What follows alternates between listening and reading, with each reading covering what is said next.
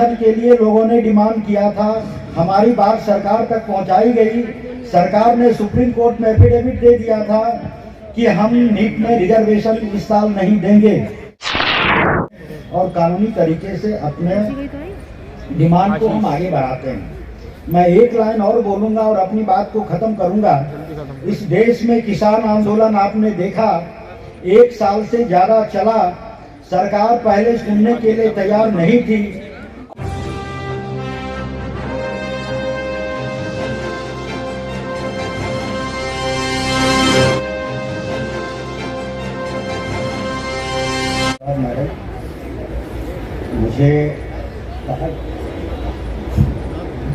मुझे कहा गया है कि एसआरए के बारे में आप लोगों के सामने बात करनी है। तो माननीय साथियों, हमारे बीच हमारे जस्टिस बी ईश्वरैया साहब, जो रिटायर्ड एक्टिंग चीफ जस्टिस रहे हैं आंध्र प्रदेश हाई कोर्ट के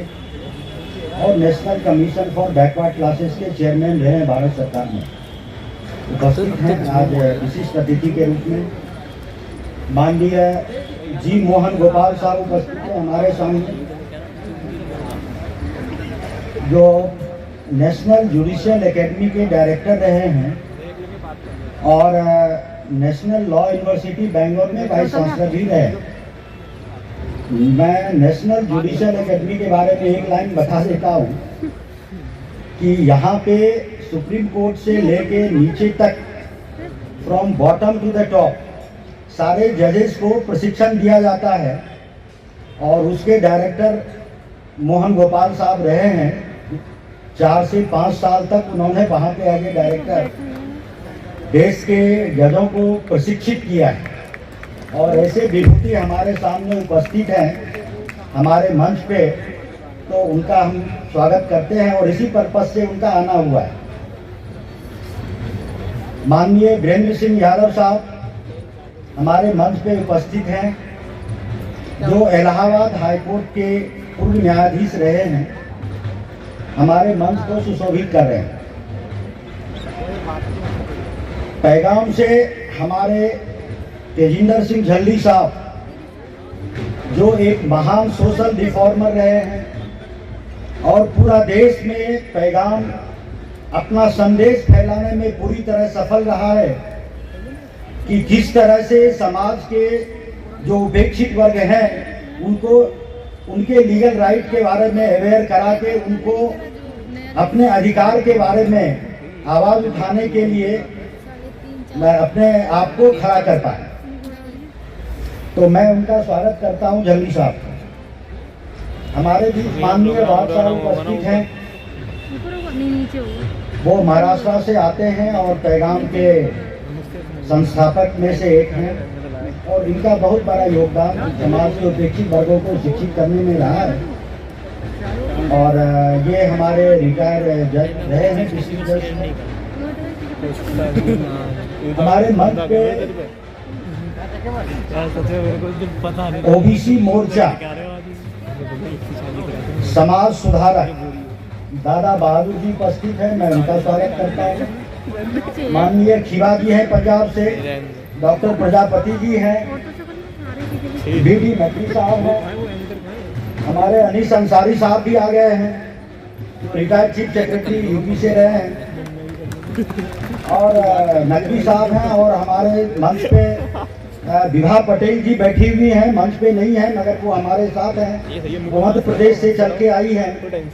इस कार्यक्रम को अटेंड करने के लिए, वो महापौर रही हैं भोपाल की। और हमारे राजकुमार सिंह हैं, रोहिणी साहू जी हैं, बहुत सारे लोग हमारे उपस्थित हैं हमारे एसआरए की तरफ से। मैं ज़्यादा समय नहीं लेते हुए साथियों, एसआरए के बारे में मुझे बताने के लिए कहा गया है, मैं 2 मिनट में अपनी बात खत्म करूंगा, क्योंकि हमारे जो मुख्य अतिथि हैं केडी बालाकृष्णन साहब, ऐसा कहा गया है कि 12 बजे उनके आने की सूचना मिली है। तो समय के को ध्यान में रखते हुए मैं एसआरए के बारे में बताऊं आपका। हिंदी में इसका नाम है सामाजिक महापरिवर्तन गठबंधन, और मैं इनके बारे में बताऊं तो ये हमारे माननीय जस्टिस ईश्वरैया साहब का दिमाग की उपज है कि ये सामाजिक महापरिवर्तन गठबंधन बनाया जाए और यह ऑर्गेनाइजेशन का एक ऑर्गेनाइजेशन है। बहुत सारे ऑर्गेनाइजेशन को मिला करके एक प्लेटफॉर्म पे एक एसआरए के नाम से बना हुआ है,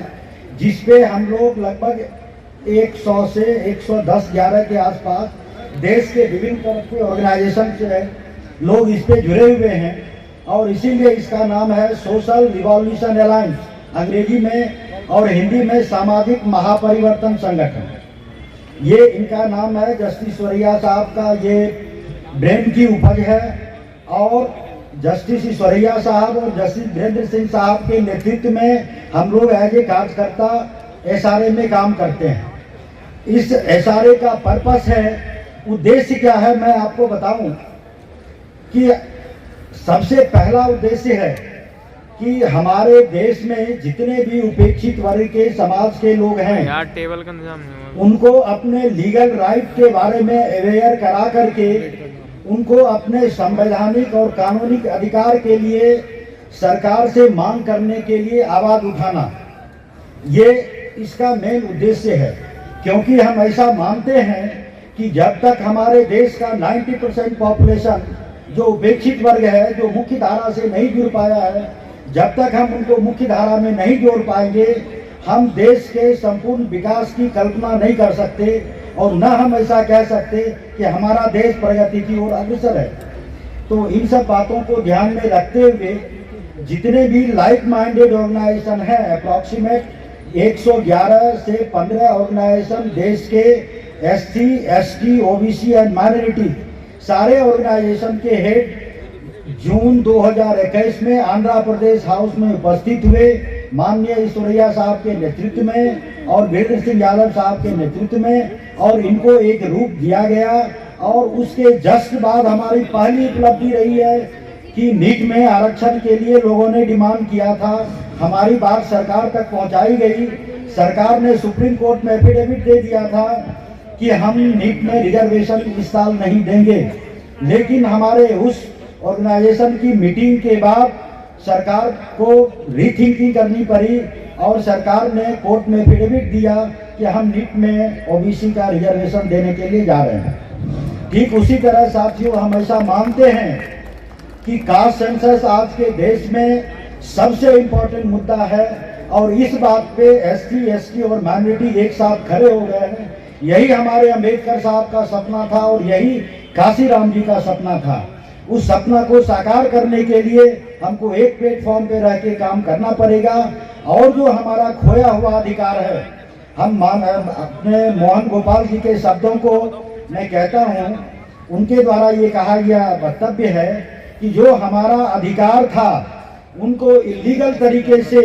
कुछ लोगों के द्वारा, कुछ जमात के द्वारा ले लिया गया है, तो हम उसके लिए लड़ाई लड़ रहे हैं कि उसको फिर से रिस्टोर करें और कानूनी तरीके से उसको रिस्टोर करने की बात हम लोग करते हैं और कानूनी तरीके से अपने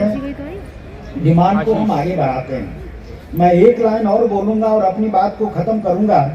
इस देश में किसान आंदोलन आपने देखा 1 साल से ज्यादा चला, सरकार पहले सुनने के लिए तैयार नहीं थी और कंटिन्यूअस स्ट्रगल होने के बाद लगातार आदमी लोग बैठे हुए थे, किसान लोग, और अपना संघर्ष को जारी रखे हुए थे और फाइनली ऐसा हुआ कि सरकार को झुकना पड़ा और जो किसान का बिल था उसको वापस लेना पड़ा। तो हम इसी आशा और विश्वास के साथ जो हमारा मुद्दा है कास्ट सेंसस का, उसको हम चाहते हैं कि कंटिन्यूअस उठाते रहें। तब तक सरकार मान नहीं लेती तब तक हम इस बात को कंटिन्यू रखें कि कास्ट सेंसस हमारे देश के लिए जरूरी है। देश के समाज के सारे लोगों के उत्थान के लिए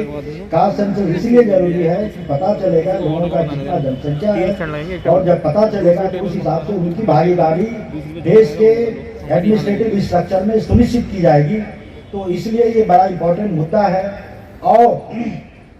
सुप्रीम कोर्ट में मैटर चल रहा है। सरकार ने एफिडेविट दे दिया है कि हम कास्ट सेंसस नहीं कराएंगे, पार्लियामेंट में भी स्टेटमेंट दिया है कास्ट सेंसस नहीं कराएंगे, लेकिन किसान आंदोलन से हमको सीख लेनी है कि अगर हमारा डिमांड कंटिन्यूअस बना रहा, हम मुद्दा को उठाते रहें, सरकार के साथ पहुंचाते रहें, तो सरकार एक दिन हमारी मांग के सामने झुकेगी और सरकार सुप्रीम कोर्ट में भी एफिडेविट लेके आएगी कि सरकार is ready to go for the sarkar caste census के लिए तैयार है। और इस तरह